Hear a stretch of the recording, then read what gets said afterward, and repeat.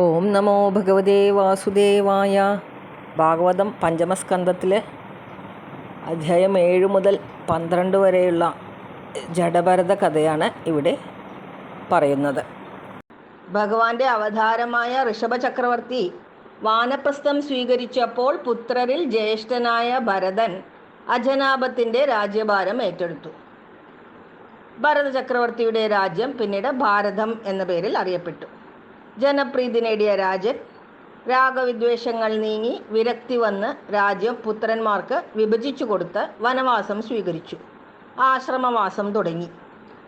രാജർഷിയായ ഭരതമുനി ഒരു ദിനം നദീതീരത്ത് പൂജകൾ ചെയ്തുകൊണ്ടിരിക്കുമ്പോൾ പൂർണ്ണ ഗർഭിണിയായ ഒരു മാൻ വെള്ളം കുടിക്കാനായി അവിടെ എത്തി.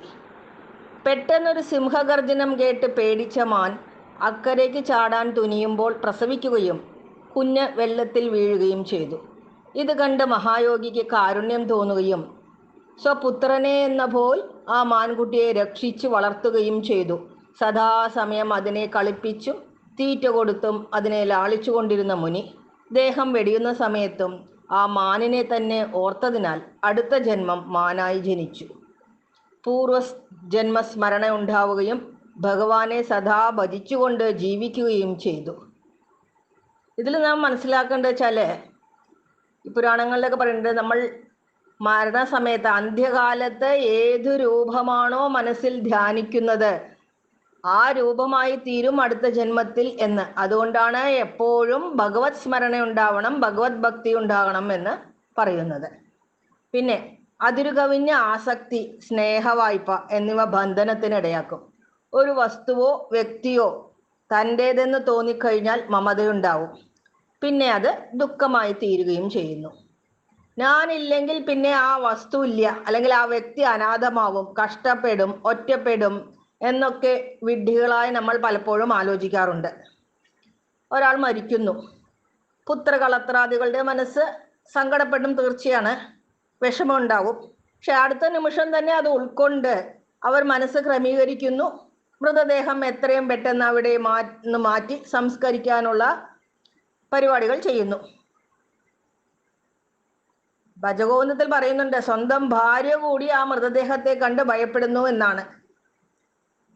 രാജാവിന് വൈകിയെത്തിയ വിവേകം മൂലം മാനായി തീർന്ന ജന്മത്തിൽ പുണ്യമാർജിക്കുകയും അടുത്ത ജന്മം ഒരു ബ്രാഹ്മണ ഗൃഹത്തിൽ ജനിക്കുകയും ചെയ്യുന്നു. 3-ാം ജന്മത്തിൽ ഭരതയോഗി അഥവാ ജഡഭരതൻ പൂർവജന്മസ്മൃതിയിൽ മൂഢനായി തന്നെ കഴിഞ്ഞുകൂടുന്നു. അദ്ദേഹത്തിന് നല്ല ജ്ഞാനമുണ്ട്, പക്ഷേ ഒന്നും പ്രകടിപ്പിക്കുന്നില്ല. എല്ലാത്തിലും ഒരു നിസ്സംഗത. എല്ലാവരും കുട്ടിയെ ബധിരനായും മന്ദബുദ്ധിയായും തെറ്റിദ്ധരിച്ചു.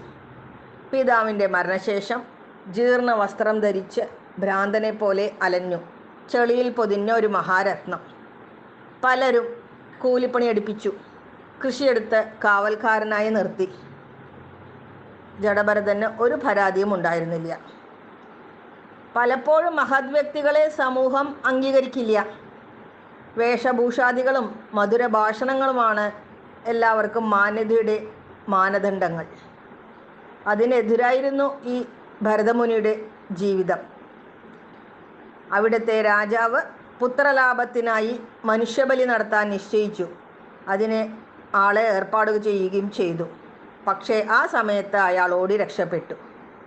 രാജകിങ്കരന്മാർ വേവലാതിപ്പെട്ടു. അവർ വേറെ ആളെ അന്വേഷിച്ച് പരക്കം പാഞ്ഞു. നമ്മുടെ ജഡഭരതൻ ഒരു കൃഷിയിടത്തിൽ കാവൽക്കാരനായി നിൽക്കുകയാണ്. രാജകിങ്കരന്മാർ അദ്ദേഹത്തെ കണ്ടു. അവർ ജഡഭരതനെ പിടിച്ചുകെട്ടി ഭദ്രകാളി ക്ഷേത്രത്തിൽ എത്തിച്ചു. എന്നിട്ടും ഭരതനിൽ യാതൊരു മാറ്റവും ഉണ്ടായില്ല. മഹാന്മാരുടെ കാര്യത്തിൽ നമുക്ക് ഈ നിർവികാരത കാണാൻ പറ്റും.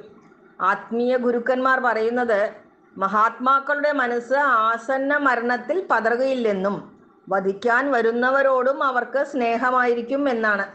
ഭഗവാനിൽ അടിയുറച്ചു വിശ്വസിക്കുന്ന ഭക്തനെ ഏതെങ്കിലും ഒരു മാർഗത്തിൽ ഭഗവാൻ രക്ഷിക്കുന്നു.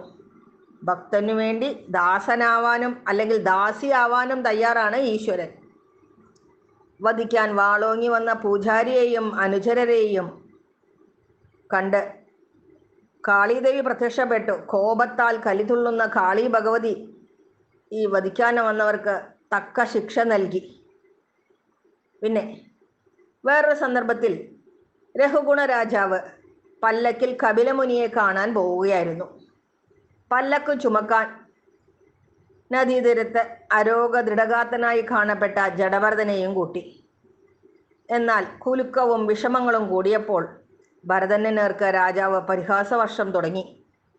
സഹി കെട്ടപ്പോൾ ആദ്യമായി ജീവിതത്തിൽ ഭരതൻ പ്രതികരിച്ചു, സംസാരിച്ചു. ശരീരമല്ല ആത്മാവാണ് താനെന്നും ആദിവ്യാധികൾ, വലിപ്പ, ചെറുപ്പം, ദാഹം, വിശപ്പ് ഇതെല്ലാം ദേഹത്തിൻ്റെതാണ്, ഇതൊന്നും തന്നിൽ കുടികൊള്ളുന്ന അന്തര്യാമിയായി ബാധിക്കുകയില്ല എന്നും പറയുന്നത് കേട്ട് രാജാവ് താഴെ ഇറങ്ങി ജഡഭരതനെ സാഷ്ടാംഗം നമസ്കരിക്കുന്നു, പശ്ചാത്താപിക്കുന്നു. തുടർന്ന് ജഡഭരതൻ രാജാവിന് ജീവിത മൂല്യങ്ങൾ വിശദമായി പറഞ്ഞു കൊടുക്കുന്നു. ആത്മാവിനെക്കുറിച്ച് അറിവുള്ള ജ്ഞാനിയായ ഭരതൻ പല്ലക്ക് ചുമക്കുമ്പോൾ പോലും ഒരു കൃമിയെ പോലും നോവിക്കാൻ ആഗ്രഹിച്ചില്ല. അതുകൊണ്ട് വളരെ സാവധാനമാണ് അദ്ദേഹം നടന്നു നീങ്ങിയത്. വേഗത്തിൽ നടന്നു നീങ്ങിക്കൊണ്ടിരിക്കുന്ന മറ്റു 3 ചുമട്ടുകാർക്കൊപ്പം എത്താൻ ഭരതനായില്ല. ഭരതന്റെ നടത്തം കാരണം പല്ലക്കിന്റെ വേഗത കുറഞ്ഞു. പ്രാണികൾക്ക് പോലും നോവാതെയുള്ള ഭരതന്റെ നടത്തം പല്ലക്കിനെ ആട്ടി ഉലച്ചു. ഇതാണ് രാജാവിന് ദേഷ്യം വന്നത്. അദ്ദേഹം ഭരതനെ ശകാരിക്കുകയും പരിഹസിക്കുകയും ചെയ്തു. എന്നിട്ടും ഭരതന് ഒരു ഭാവമാറ്റവും ഉണ്ടായില്ല. രാജാവ് കാര്യം അന്വേഷിച്ചു. അപ്പോൾ ഭരതൻ പറഞ്ഞു, ഞാനും നിങ്ങളും ആരാണ്? നിങ്ങൾ കാണുന്നത് എൻ്റെയും നിങ്ങളുടെയും ശരീരത്തെ മാത്രമാണ്. നിങ്ങൾ നിങ്ങളുടെ ശരീരമല്ല, അതുപോലെ ഞാനും എൻ്റെ ശരീരമല്ല. ആത്മാവാണ് യഥാർത്ഥ ഞാൻ. എൻ്റെ ആത്മാവ് തളർന്നതോ ശക്തിമത്തോ അല്ല. അത് നിങ്ങളുടെ പല്ലക്ക് ചുമക്കുകയും ചെയ്യുന്നില്ല. ഭരതന്റെ വാക്കുകൾ കേട്ട് രാജാവ് സ്തബ്ധനായി പോയി. അദ്ദേഹം പല്ലക്കിൽ നിന്ന് ചാടി ഇറങ്ങി ഭരതന്റെ കാലിൽ വീണ് മാപ്പപേക്ഷിച്ചു. ജഡഭരതൻ ആത്മാവിൻ്റെ സത്യത്തെക്കുറിച്ച് രാജാവിന് പറഞ്ഞുകൊടുത്തു. ആത്മാവിനെ നമുക്ക് നശിപ്പിക്കാൻ കഴിയില്ല. അത് ഒരു ശരീരത്തിൽ നിന്ന് മറ്റൊരു ശരീരത്തിലേക്ക് പലായനം ചെയ്തുകൊണ്ടിരിക്കും. ഇതാണ് ജീവാത്മ. കൂടാതെ പരമാത്മാവുമുണ്ട്. അത് എല്ലായിടത്തുമുണ്ട്. അതായത് ജീവാത്മ എന്ന് പറയുന്നത് ജീവാത്മാ പരമാത്മാ ബന്ധവും ജഡഭരതൻ രാജാവിന് പറഞ്ഞുകൊടുത്തു.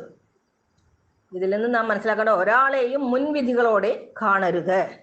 ഏതഹങ്കാരിയും സജ്ജന സമ്പർക്കം കൊണ്ട്, നമ്മുടെ ചൊല്ലുണ്ടല്ലോ, മുല്ലപ്പൂമ്പൊടി ഏറ്റുകിടക്കും കല്ലിനുമുണ്ടൊരു സൗരഭ്യം എന്ന പോലെ അഹങ്കാരിയും സജ്ജന സമ്പർക്കം കൊണ്ട് മഹാത്മാവായി തീരുമെന്നാണ് ഈ കഥയിൽ നിന്ന് നാം മനസ്സിലാക്കേണ്ട പ്രധാന തത്വം.